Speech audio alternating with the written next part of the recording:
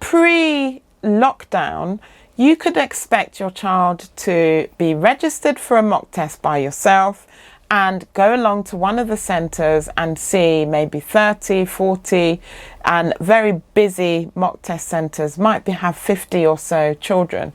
And it gave sort of a pseudo experience of what the real test day will be like for the grammar school selection tests or independent school entrance exams.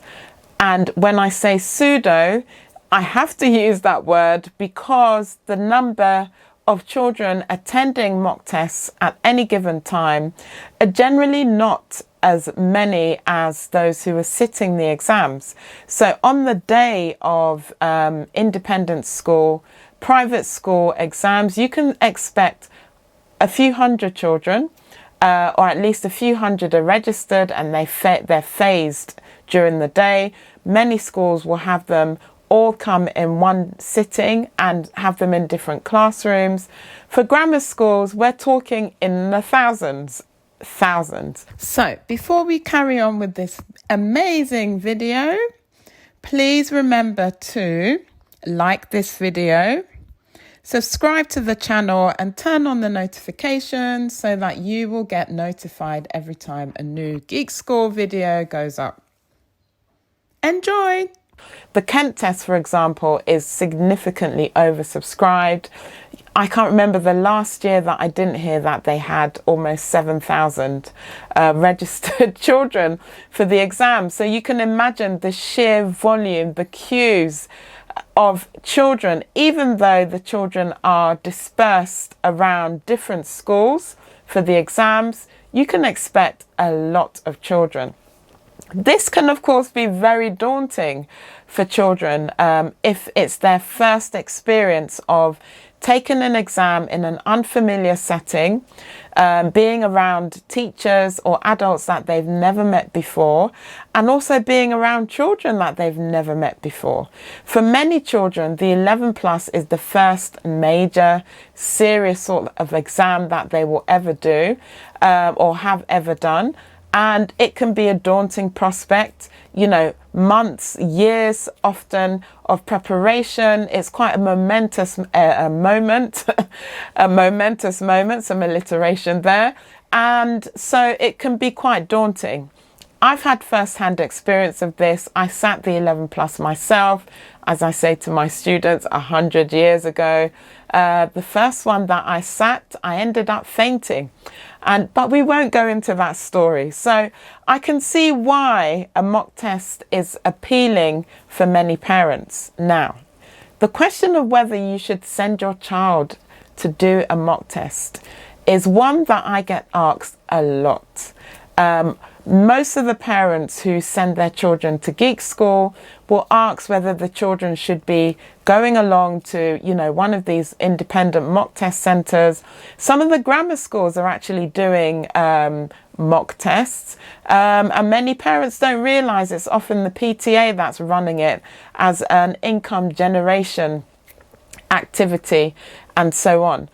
So, for the child who is often nervous around, you know, people that they're not familiar with, I think a mock test can have the benefit of being used as their first attempt of, you know, experiencing that kind of unknown. So that on the day of their real test, their real exam, you know, they've sort of overcome that hurdle, or at least, you know, they've got into their minds that yes, there will be unfamiliar settings and so on, and it's a lot less daunting. However, the issue that I tend to have with these mock test providers is, of course, they are not affiliated with any of the exam boards.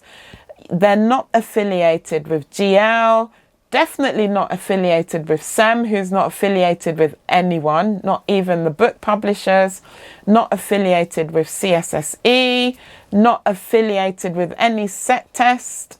They are not affiliated with any independent schools, and so they are providing tests that that they suggest or propose are for the particular exam type.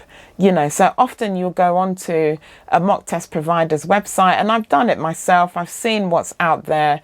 I've got a son who's heading off to year 11 in September, and my daughter who's heading off to year 7 in September. So we've done this twice around and understand what's out there. And I'm going to speak on our personal experience because we did the mock test with our son, did not bother doing it for our daughter. And the reason is the test papers, they're not affiliated with any exam board, number one. Secondly, unless your child really needs that experience, I don't think they're worth doing. In my experience, the results that come back are always significantly lower than the the marks your child has been getting on any papers. If they go to a tutor and they're regularly tested, they go and do a mock test, and all of a sudden, scores are dipping 10, 20, 30% or even more in a lot of cases. And it can create a lot of panic, a lot of frustration, and, demotivate the children. It can also highlight some areas of improvement, which, if the test is done early enough, gives enough time for, the child and parents and the tutor to spend time, investigating why those areas exist, and hopefully covering them to a good enough standard that those issues are not replicated in the real exam. So that's in theory, but I do find it peculiar, though, that the children always seem to perform significantly less than they will in final. And yes, the common sense part would say, of course, because it's the test results throw up a whole area of concern, and children then work on those, and then they do excellently in the exam. But my experience is I look at the test papers that we give students at Geek School.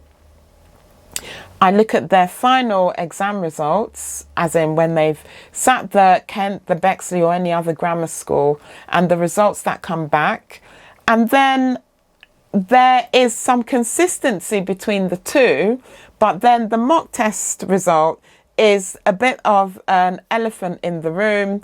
It doesn't always correlate with what we know that child is capable of and what they've been demonstrating all along, and then finally their exam results.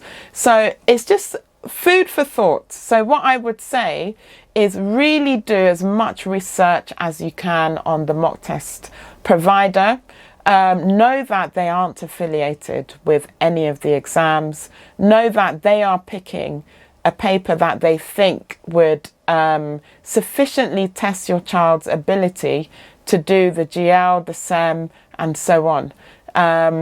So don't take it as read that, because a particular mock test provider says this is the Newstead type of test, Newstead Wood, this is the St Olave's type of test, or this is the Kent test type of test, Bexley, Bucks, and so on. It really isn't that case, It's not the case at all. Another issue that I've seen is the time frame in which the tests are marked. So ideally you want to book them as early in advance as possible, so that number one, there's enough time to get the results, and secondly, enough time to go through the results and go through any areas of concern that are thrown up by the results before the exam, so that your child can go in confidently into the exam and not have at the back of their mind that, oh, maybe I do really badly refractions, or my vocab is really low, or something like that.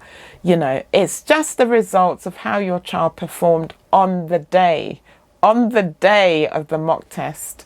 And so it shouldn't be taken as gospel that if your child performs a lot less in these mock tests, that they will perform really badly in the real exams.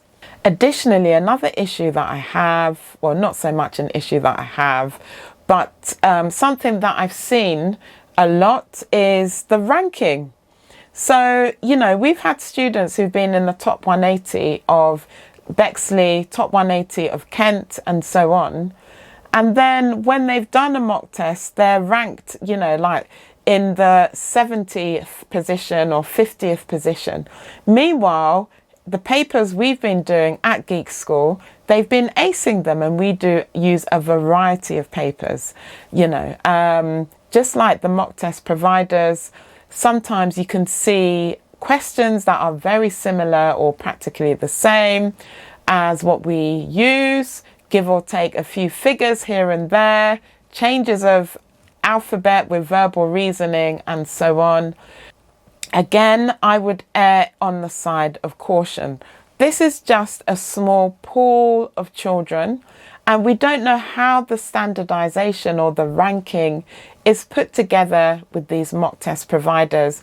So the key message that I want to give is take it with a grain of salt. Don't get flustered, upset, angered, and, you know, that type of thing when your child takes a mock test. I hope that's been helpful. By all means, share your experiences in the comments below. Please remember to subscribe so that you know when a new video goes up on the Geek School Tutoring channel. Turn on the notifications, and yes, like, comment and share, and I'll see you in the next one. Bye.